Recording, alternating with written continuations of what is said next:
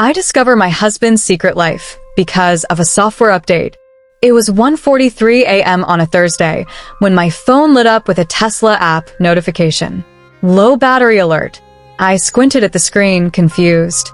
Jake's car was supposed to be in our garage. We'd both gone to bed at 11. I'd heard him snoring beside me for the past 2 hours. But according to the app, his Model 3 was at 18% battery. And the location pin showed it wasn't in our driveway in Seattle. It was 147 miles away, in Olympia, Washington. That's where my best friend since childhood, Rachel, had moved after her miscarriage last year. My throat went dry. I tapped the trip history with shaking fingers. The route was right there, a timestamp showing the car had left our house at 11:47 p.m. 40 minutes after Jake had kissed my forehead and said goodnight. I turned slowly to look at him. His side of the bed was empty. The sheets were cold. I got up, my legs unsteady, and walked through our dark house. His keys were gone. His wallet was gone. The garage door was open, and his parking spot was a black, empty square. He'd waited until I fell asleep. Then he'd left.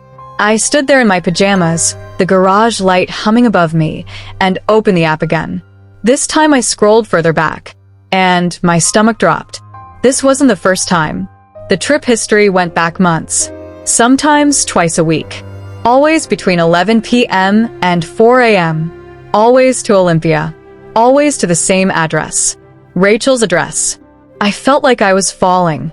Rachel, who'd cried in my arms when she lost her baby.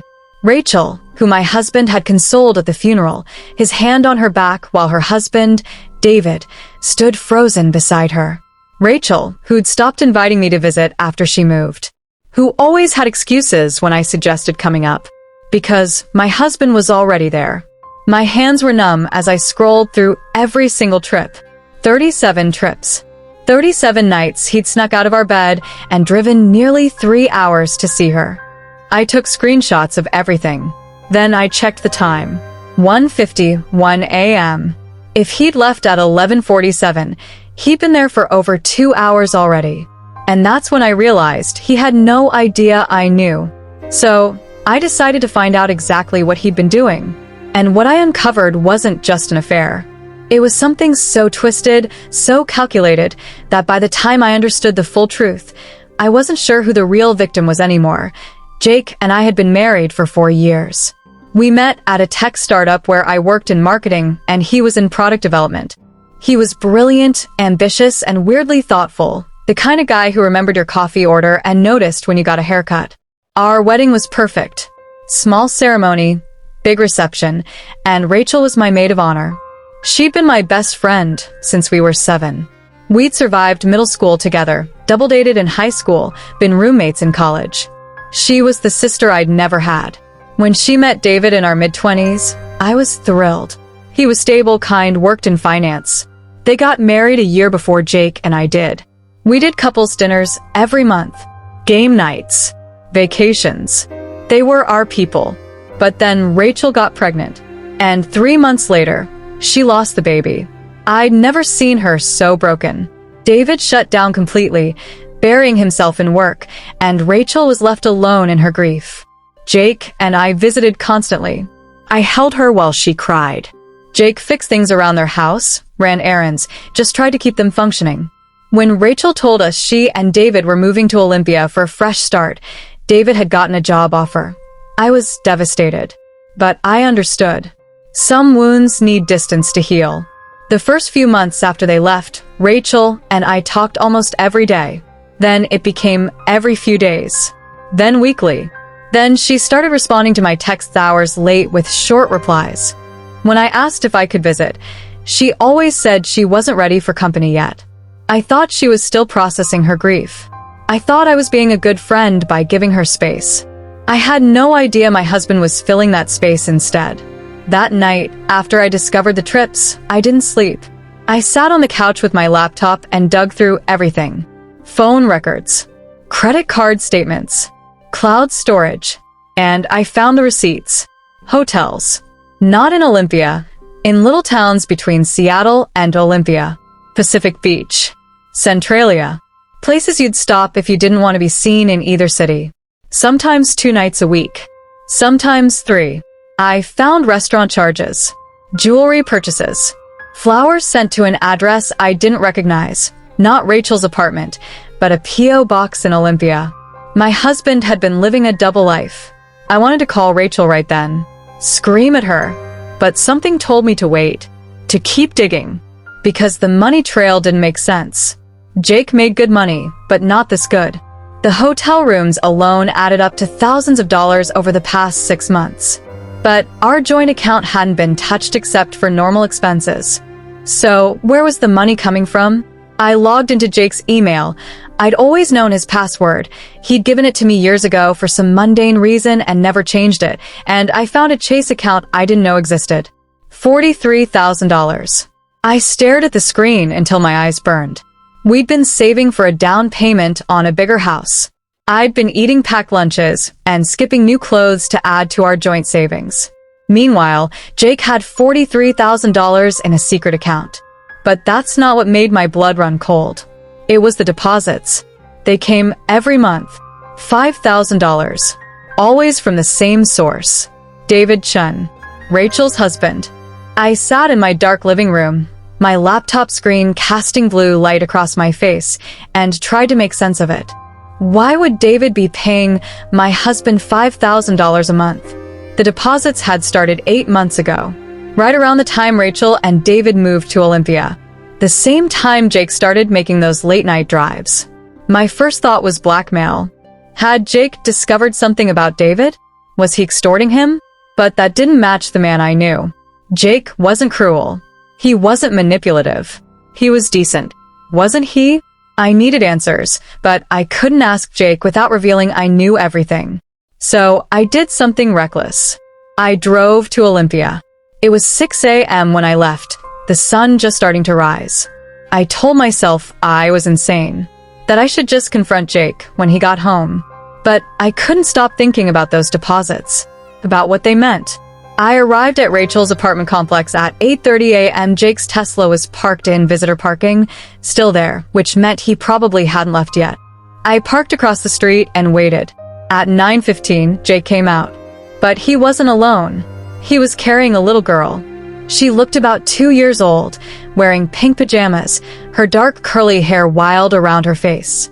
She had her arms wrapped around Jake's neck, and he was smiling at her, bouncing her gently as he walked to his car. My heart stopped.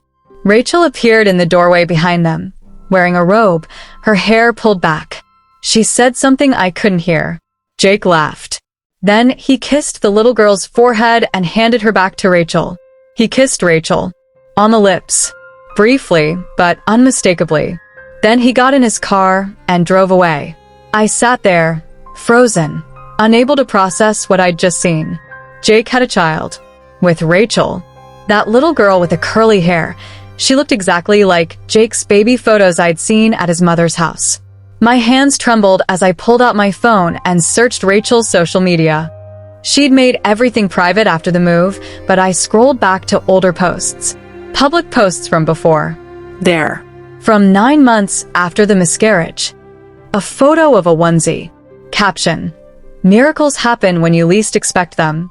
Comments from friends I didn't recognize. She's beautiful and so happy for you. She hadn't had a miscarriage. She'd had a baby. Jake's baby. And David knew. That's what the money was. Hush money. Payment to keep David quiet. To keep him playing the role of father while Jake played weekend dad in secret. I felt like I was going to be sick. I started my car and drove. I don't even remember the drive home. I just remember pulling into our driveway and seeing Jake's Tesla already there. He was in the kitchen making coffee when I walked in. Hey babe, he said, smiling. You're up early. Where'd you go? I stared at him. This man I'd shared a bed with for 4 years. This stranger. Couldn't sleep, I said. Went for a drive. He nodded unbothered and handed me a mug. His wedding ring caught the light. I took the coffee, sat down at the table, and started planning. Because I realized something in that moment. If I wanted the whole truth, the why behind the betrayal, the how behind the lie, I couldn't just confront him. I had to make them all think I didn't know anything. And then I had to burn their perfect little secret to the ground that I spent the next week being the perfect, oblivious wife. But behind the scenes, I hired a lawyer. I documented everything. I contacted a forensic accountant who confirmed that David's payments to Jake violated about 6 different financial laws, especially since David appeared to be hiding the payments from his own accounts through a business expense loophole. I also hired a private investigator who got me something gold, text messages between Jake and Rachel going back 2 years, before she'd moved, before the miscarriage. They'd been having an affair for 2 years before she got pregnant. The pregnancy had been planned. They discussed it. Rachel had wanted a baby desperately, and David, who apparently had fertility issues he never told Rachel about, couldn't give her one. So Jake had volunteered. It was supposed to be a secret, a one-time thing. But then they'd fallen in love.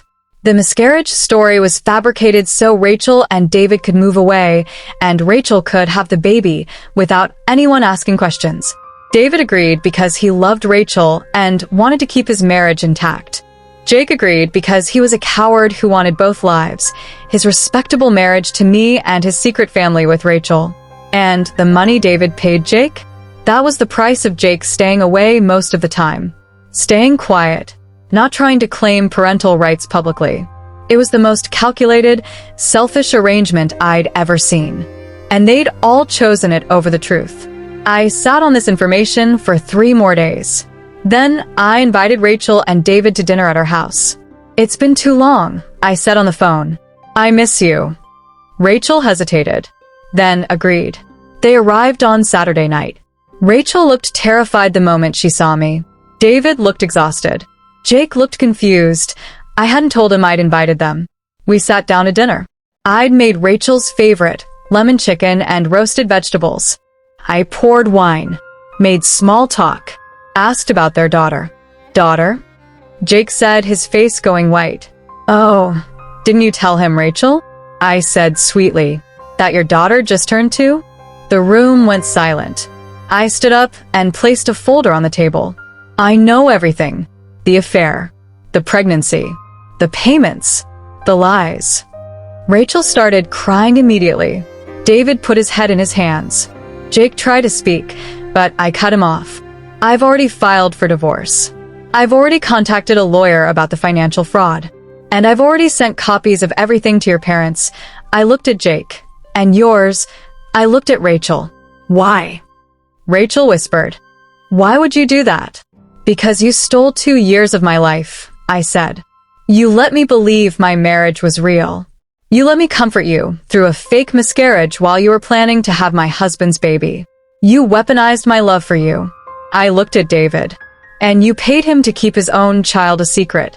You're all disgusting." I grabbed my purse. "I'm leaving. This house is in my name. My parents helped with the down payment, remember?"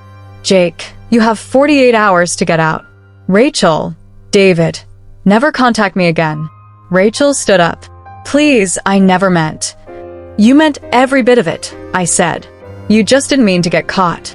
I walked out, got in my car, and drove to my parents' house, where I collapsed and cried for 3 hours straight. The divorce took 6 months. Jake had to pay me a settlement that wiped out his secret account, and then some.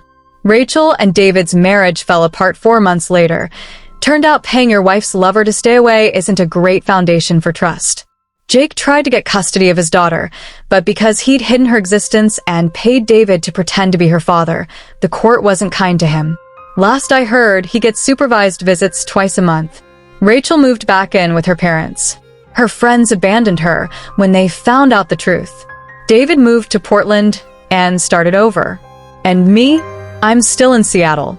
I sold the house and bought a condo downtown. I started therapy. I adopted a dog. I'm learning to trust again, slowly. Some nights, I still wonder what would have happened if that Tesla app notification had never come through. If I'd lived my whole life not knowing. But then I remember I deserved the truth, even when it shattered me. I'm telling you this because if something feels wrong in your gut, it probably is. Trust yourself. Investigate. Don't let people gaslight you into ignoring your instincts. And if you're going through something similar right now, I'm so sorry, but you'll survive this. I promise. You're stronger than the lies they told you. The worst part about betrayal isn't that it happens. It's that you never see it coming from the people you love most. But the best part about surviving it, you get yourself back. And that's worth everything. Some stories end, but others begin right here. Keep growing with a telling tree. Like, subscribe, and stay with us.